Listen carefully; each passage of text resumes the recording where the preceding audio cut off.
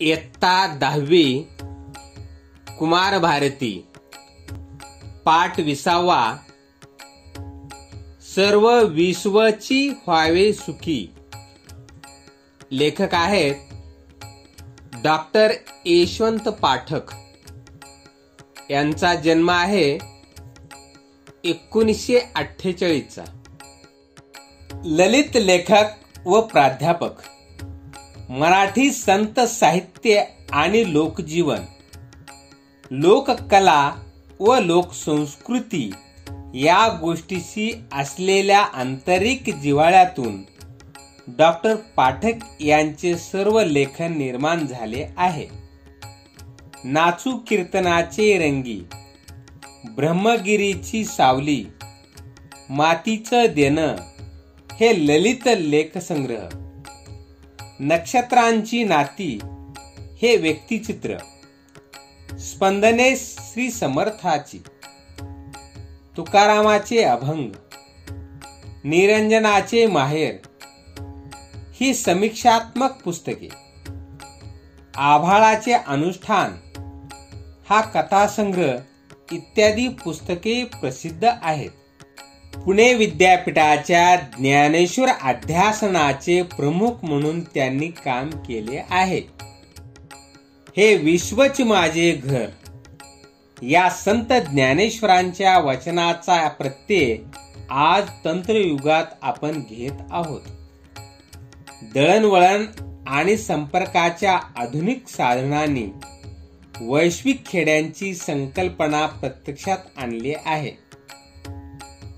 गाव ते जग या स्तरावर माणूस माणसाला भेटतो. तो जवळ यावा, जोडला जावा. एक एक माणूस जोडला, माणसे मनाने जवळ आली की अवघी मानवता सुखी होईल. संतांच्या वाङ्मयातील हाच विचार अतिशय परिणामकारकरित्या प्रस्तुत पाठात मांडला आहे. महाराष्ट्र ही संतांची भूमी आहे. संत म्हणजे सत्पुरुष.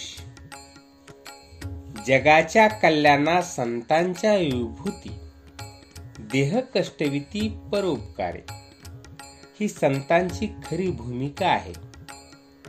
संतांच्या साहित्याचा आत्मा भक्तीबरोबरच समाज प्रबोधन, समाज कल्याण हा आहे. संत परमेश्वराकडे स्वतःसाठी काहीही मागत नाहीत, परंतु बुडता आहे जन न देखवे डोळा, येतो कळवळा म्हणून या.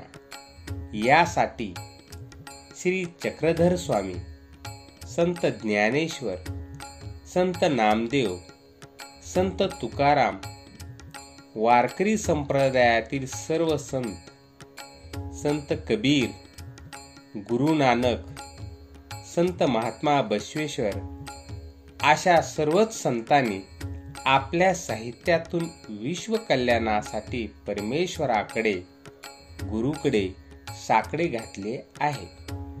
संत ज्ञानेश्वरापासून अगदी आधुनिक काळातील संत गाडगे बाबा यांच्यापर्यंत सर्व संतांच्या प्रार्थना म्हणजे मानवतेचा आविष्कार आहेत. त्यांच्या प्रार्थनेमध्ये विश्व कल्याण, माणुसकी व सहृदयता यांचे प्रतिबिंब दिसते. माणसाच्या मनातील माणुसकीचा झरा जिवंत असेल तरच विश्व कल्याण शक्य आहे. कारण मी पासून आम्ही या संकल्पनेप्रमाणे अवघे विश्वच माझे घर, वसुधैव कुटुंबकम या संकल्पना संतांच्या साहित्यातून प्रगट झाल्या आहेत. सर्व संतांच्या प्रार्थनेतील 7 धर्मांचा धागा विश्व कल्याण यांचा परिचय या पाठातून करूया. संत ज्ञानेश्वरांच्या ज्ञानेश्वरी या ग्रंथात पसायदान आहे. पसायदान म्हणजे मानवाच्या कल्याणासाठी विश्वात्मक देवाला केलेली प्रार्थना. आपली वैयक्तिक इच्छा पूर्ण व्हावी म्हणून आपण नेहमीच प्रार्थना करतो. अशी प्रार्थना आपल्यापुरती मर्यादित असते. परंतु संत ज्ञानेश्वरांनी विश्वात्मक देवाला सारे जग सुखी करण्याची प्रार्थना केली. संत ज्ञानेश्वर ज्ञानेश्वरी हा ग्रंथ सांगून पूर्ण करण्याच्या तयारीत होते. तेव्हा संत निवर्तीनाथ त्यांना म्हणाले,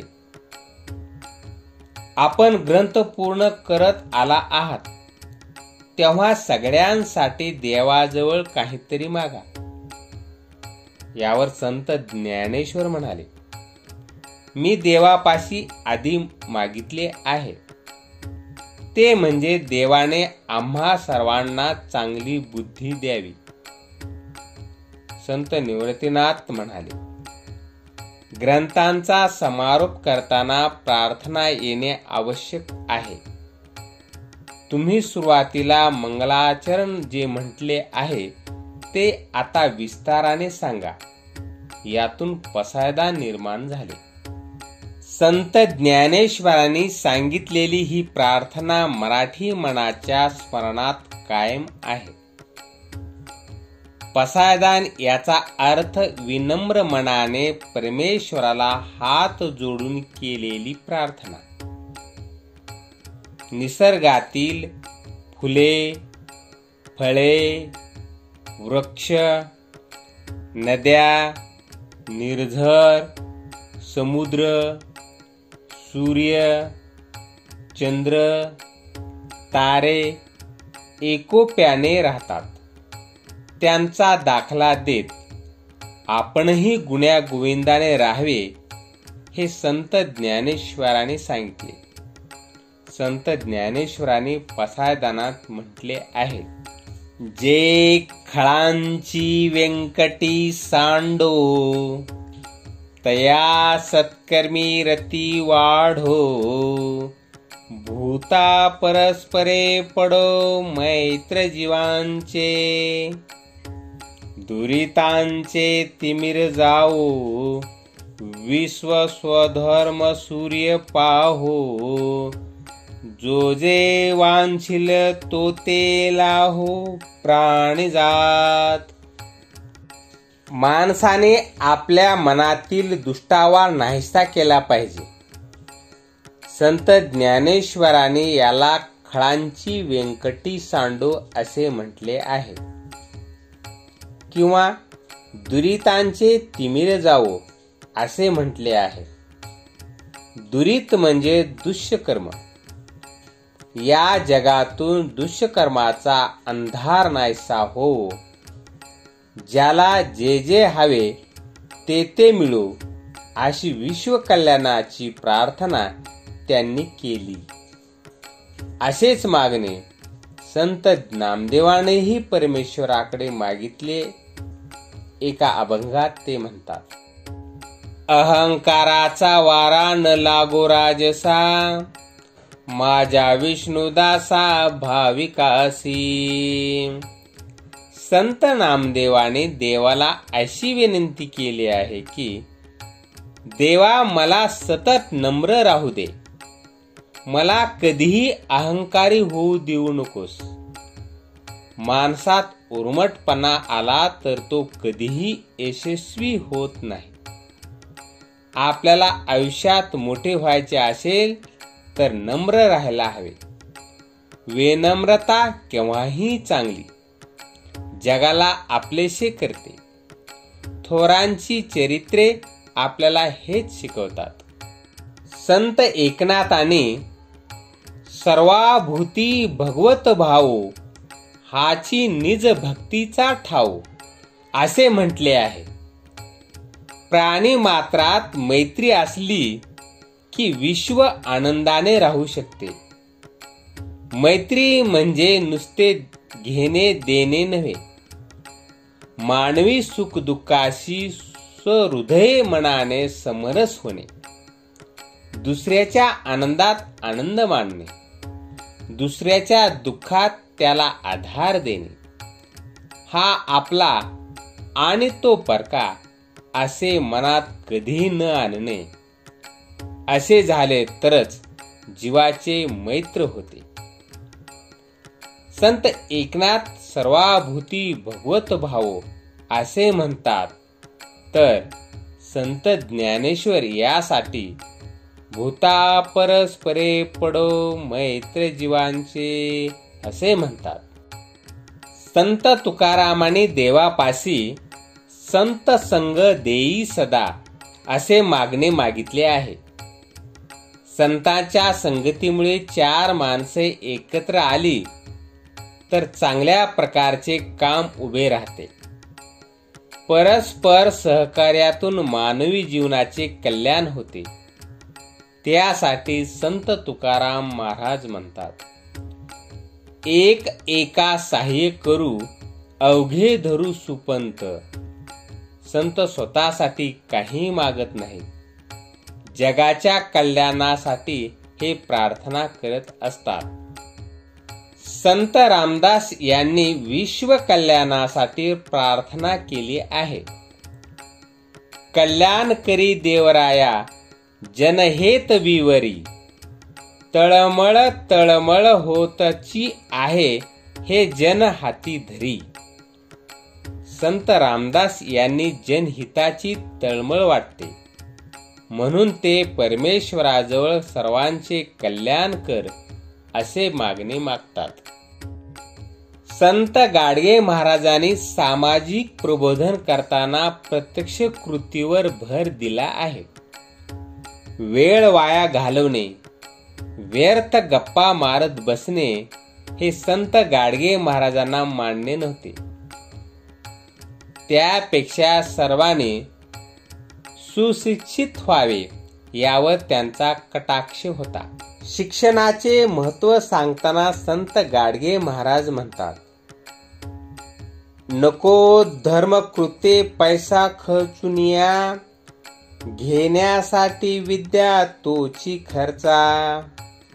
स्वतःचा उद्धार करा प्रयत्नाने, शक्तीने मुक्तीने सुखी व्हावे. शिक्षणामुळे माणूस सुसंस्कृत व्हावा, माणूस जोडला जावा, त्यातून मानवाचे कल्याण व्हावे, हेच संत गाडगे बाबांना अभिप्रेत आहे. संत तुकडोजी महाराजांनी आपल्या ग्रामगीतेत स्वच्छतेचे महत्त्व सांगितले. आपले गाव हे देवाचे मंदिर आहे. अशा मंदिरात मानव देव मूर्तीत सुंदर असे ते म्हणतात. समभावाने सेवा केली पाहिजे. अज्ञान नाहीसे व्हावे यासाठी ज्ञान विज्ञानाची कास धरावी. सर्वांनी ग्रंथ वाचावे, सत्य बोलावे असे तुकडोजी महाराज म्हणतात. संत तुकडोजी महाराज अशी प्रार्थना करतात की सर्व विश्वची व्हावे सुखी, ही धर्माची दृष्टी नेटकी. ती आणावी सर्व गावलोकी, तरीच लाभ. सर्व संतांनी मागितलेले मागणे म्हणजे मानवाच्या कल्याणासाठी आणि प्रगतीसाठी केलेली चिरंजीव प्रार्थना आहे. ही प्रार्थना मानवतेची पूजा करणारी आहे. संतांनी माणसाला महत्त्व दिले. माणूस आदर्श व्हावा, त्याने सुसंस्काराची जोपासना करावी, कुणालाही त्रास देऊ नये, एकोप्याने राहावे. माणूस कधीही एकाएकी राहू शकत नाही. त्याला संवादाची नितांत गरज असते. म्हणून माणसाने कुणालाही दुखवता कामा नये. शक्यतो दुसऱ्याच्या उपयोगी पडणे ही खरी मानवता. संतांनी ही मानवता आवर्जून शिकवली, तशी त्यांनी आचरणातही आणली. आजच्या विज्ञान युगात विज्ञान तंत्रज्ञानातील संशोधनामुळे विश्व जवळ आले आहे. संत ज्ञानेश्वरांनी 13व्या शतकात हे विश्वच माझे घर आहे ही कल्पना केली होती. याचे प्रत्यांतर आज आपण घेत आहोत. आज आपण जगात कुठेही जाऊ शकतो, पण संत ज्ञानेश्वरांना अभिप्रेत असलेला माणसांना जोडणारा जिव्हाळा आज हरवला आहे. तो जोपासण्यासाठी मन सुसंस्कृत असायला हवे, नाहीतर राक्षसी वृत्ती निर्माण होते. ती संतांना नको आहे. चांगल्या मनाने निर्माण केलेल्या कृती जगात महत्त्वपूर्ण ठरतात. विज्ञानातील चांगले प्रकल्प समृद्धी आणतात, पण सुंदर मने ही राष्ट्राची श्रीमंती वाढवतात. संतांनी याकडे लक्ष वेधले आहे. वडाचे झाड कायम नम्र असते. ते सगळ्यांना सावली देते. त्याची सावली सर्वांना हवीशी वाटते. झाडे स्वतः ऊन सोसतात, लोकांना सावली देतात. पर्वताच्या कुशीत जन्मलेल्या नद्या मोकळ्या मनाने पुढे वाहतात. पर्वत आपली जागा स्थिर राहून हे आनंदाने पाहतात. आपण कोणत्याही कामात मन आनंदी ठेवून जर काम केले तर त्याच्यासारखा दुसरा आनंद नसतो. हे जगाचे खरे सूत्र आहे. स्वतः चांगले जगावे आणि स्वार्थापलीकडे जाऊन दुसऱ्याचाही विचार करावा. असे झाले तरच सुंदर समाज निर्माण होईल, सुखी होईल.